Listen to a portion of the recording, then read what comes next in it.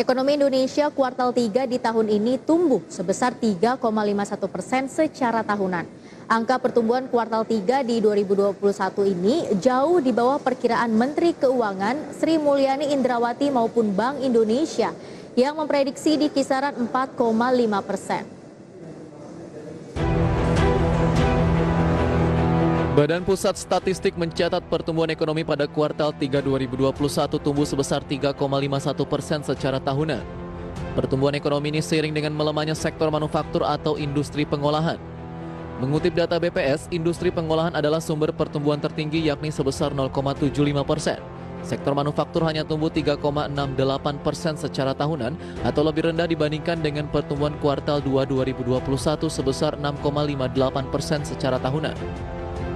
Pertumbuhan industri pengolahan pertama berasal dari pertumbuhan industri alat angkutan atau otomotif yang naik 27,64%. Hal ini lantaran ada insentif pajak penjualan atas barang mewah.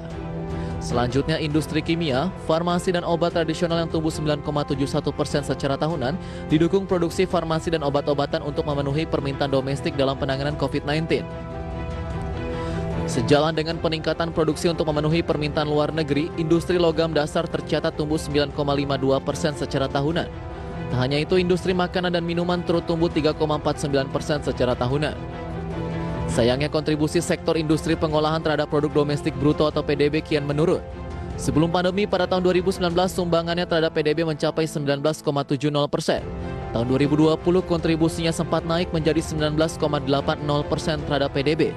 Namun kembali turun menjadi 19,15% pada kuartal 3 2021. Berbagai sumber IDX Channel.